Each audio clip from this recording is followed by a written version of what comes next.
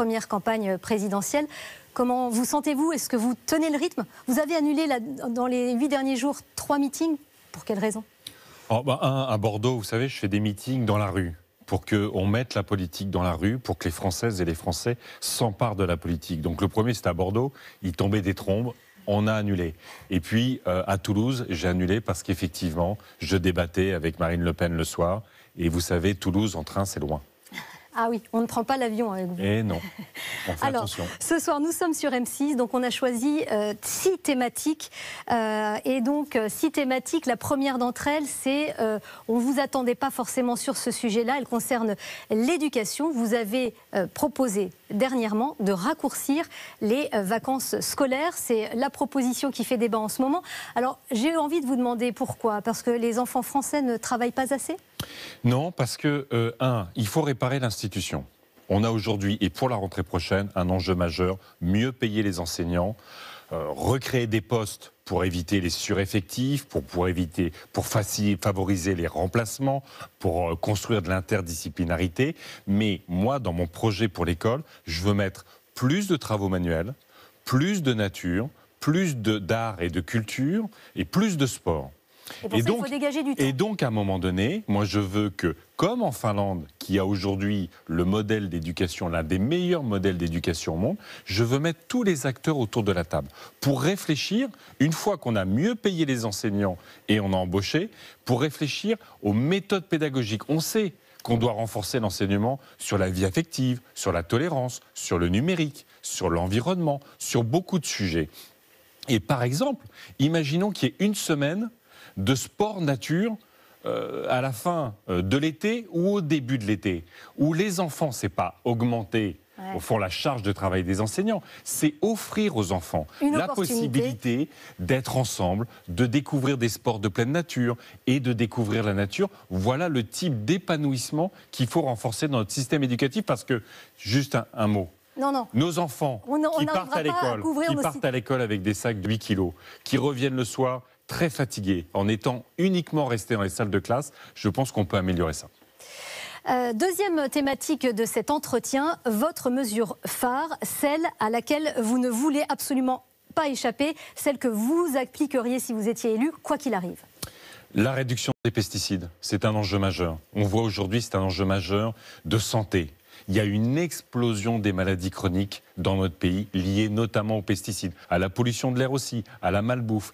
Mais les pesticides, ça compte. J'ai vu des cancers pédiatriques, des enfants qui ont des cancers qu'on ne voyait pas avant, liés notamment à l'exposition aux pesticides.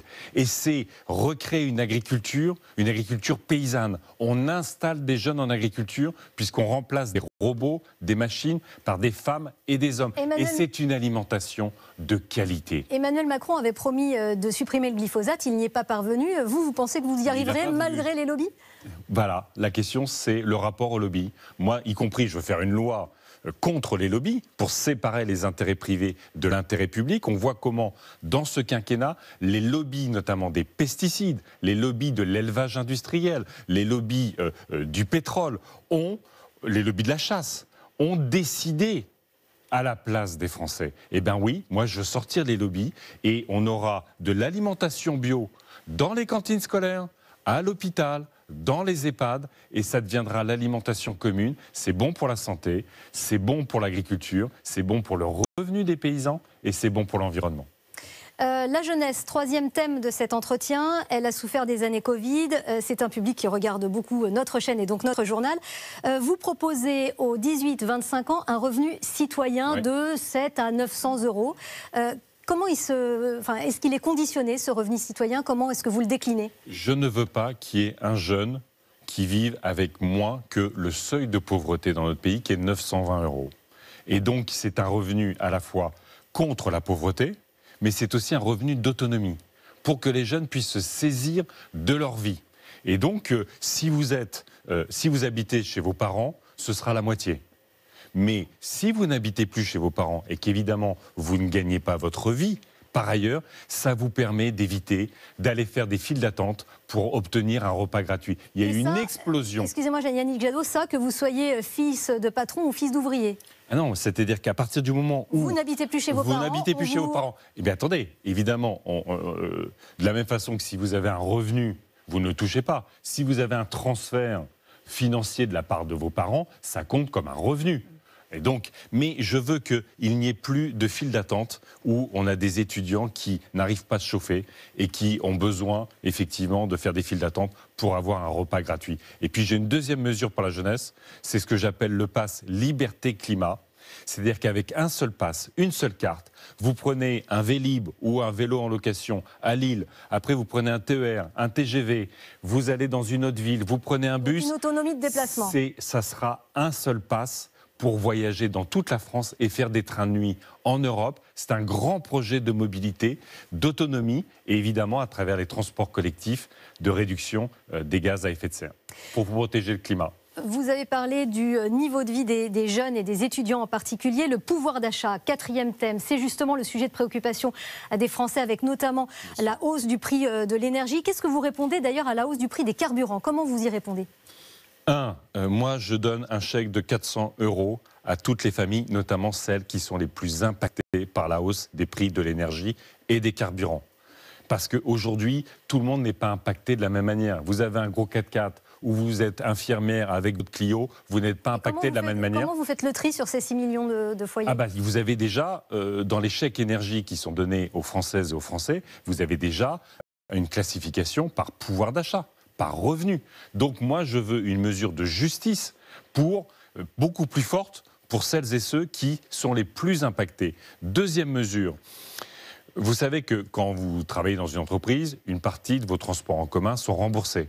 On a ce qu'on appelle le forfait mobilité durable, c'est-à-dire que ce n'est pas les transports en commun, mais ça peut être le vélo, le covoiturage. Eh bien, je veux que les entreprises prennent en charge jusqu'à 1 000 € de carburant par an en cas de covoiturage. Voilà des mesures pour immédiatement soulager les Françaises et les Français. Et puis, évidemment, si les Françaises et les Français sont autant impactés, c'est parce qu'on n'a pas isolé leur logement. J'aurai un plan Marshall sur l'isolation des logements parce qu'on n'a pas assez développé les transports en commun, le train du quotidien. Je mettrai le paquet là-dessus pour qu'on ne soit pas condamné à utiliser la voiture, même si venant de Picardie, je sais combien on peut toujours avoir besoin d'une voiture. Évidemment. Et ça, c'est aussi un problème pour ceux qui roulent, évidemment. On va passer au thème suivant, la guerre en Ukraine. Les États-Unis ont annoncé l'envoi d'un certain nombre d'armes, des drones kamikazes notamment, mais aussi des missiles antiaériens. Est-ce que vous pensez que la France fait suffisamment ? C'est l'Union européenne qui doit faire pour soutenir la résistance ukrainienne. Moi, je veux la paix. Mais pour vouloir la paix, il faut créer le rapport de force vis-à-vis de Poutine pour qu'il y ait un cessez-le-feu et qu'il retire ses chars. Et vous avez une résistance héroïque des Ukrainiennes et des Ukrainiens. Donc oui, il faut les soutenir. Et les soutenir comment? Alors en leur fournissant plus d'armes? Des armes défensives. Vous savez qu'ils sont bombardés. Les populations civiles sont bombardées. Moi, j'entends celles et ceux qui disent, au fond, on s'en lave les mains. On est pour la paix, mais on s'en lave les mains. Il y a des femmes et des hommes qui défendent leur liberté, qui défendent leur vie, qui défendent la démocratie en Ukraine. Eh bien, je pense que l'Union européenne doit les soutenir. Joe Biden, le président américain, a traité Vladimir Poutine de criminel de guerre. Il a raison. Il a raison, vous voyez, ça n'empêche pas Joe Biden de discuter avec Vladimir Poutine, mais il faut qualifier ce qui se fait. Vladimir Poutine, il a rasé Grozny et massacré les Tchétchènes. Il a bombardé les populations civiles syriennes. Aujourd'hui, il bombarde les populations civiles ukrainiennes. Ça s'appelle un crime de guerre. Ça ne veut pas dire qu'il ne faut pas parler avec lui, mais il faut lui parler sur la base d'un rapport de force. Et ce rapport de force, il faut le construire en soutenant au maximum les Ukrainiennes et les Ukrainiens, en ayant les sanctions les plus lourdes contre le régime de Poutine. C'est comme ça, peut-être, qu'il cédera. On va aborder le 6e thème, la stature du président. L'élection présidentielle, c'est évidemment un programme, ça se joue sur un programme, mais c'est aussi l'élection d'un homme ou d'une femme.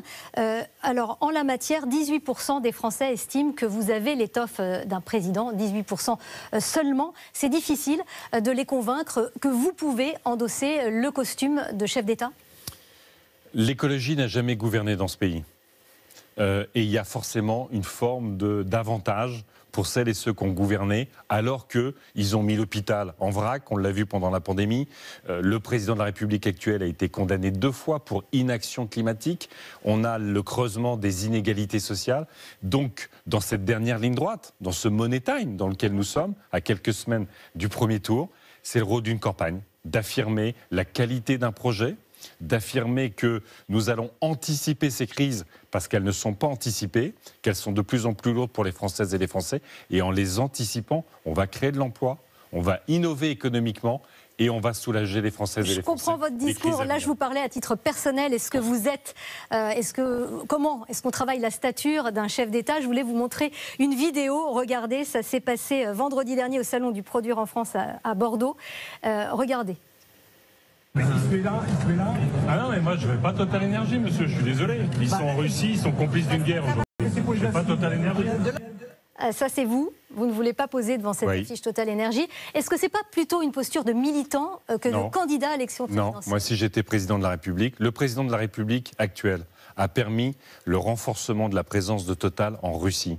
C'est le seul grand pétrolier au monde qui est resté en Russie. Vous vous rendez compte que Total participe par son activité à financer Poutine et ses crimes de guerre en Ukraine. Je serai président de la République, j'imposerai à Total de quitter la Russie. On ne peut pas avoir un grand groupe français complice de crimes de guerre, au-delà du fait que ce groupe continue à aller chercher du pétrole et du gaz, renforçant notre dépendance et détruisant le climat. Et vous aurez le pouvoir de lui imposer de fermer les robinets. Bien sûr. On va passer à quelques questions-réponses très rapides. Je vous demanderai des réponses courtes. Comme d'habitude. Mais encore plus courtes. Si vous êtes élu, quel sera votre Premier ministre? Est-ce que vous l'avez déjà en tête? Ce sera une Première ministre. Très bien. Quel est votre geste vert au quotidien? Trier. Essayer de manger le plus possible bio. En campagne, c'est pas toujours évident. Vous mangez de la viande? Oui. Beaucoup? Non, j'essaye de réduire, mais je mange de la viande de paysans. Donc j'en mange moins, mais je mange de la bonne qualité. Elle est bonne. Dans Elle, vous dites que chez vous, c'est vous qui repassez les chemises. En ce moment, vous avez le temps? Ben oui, il faut trouver. Parce que je peux vous dire que dans une campagne, il en faut des chemises. Une dernière question, Yannick Jadot. Vous êtes crédité d'environ 5% dans les sondages. Je sais qu'une campagne électorale demande énormément d'énergie, mais malgré tout, vous y croyez encore? Vous ne vous épuisez pas? Bien sûr. Quand vous voyez toutes les enquêtes d'opinion, les Françaises et les Français sont encore très indécis dans cette campagne. Avec la pandémie, avant il y avait eu les gilets jaunes, il y a maintenant la guerre en Ukraine. Beaucoup de Françaises et de Français ne savent pas encore pour qui voter. Et bien moi, dans ces dernières semaines, je veux démontrer que lutter contre le dérèglement climatique, pour la biodiversité, parce que ce sont ça les grands défis de l'humanité, et ben ça va nous permettre de vivre mieux dans notre pays et d'avoir un beau prochain quinquennat. Donc, vous y croyez encore. Merci Yannick Jadot d'avoir été notre premier invité de ce rendez-vous présidentiel. On va maintenant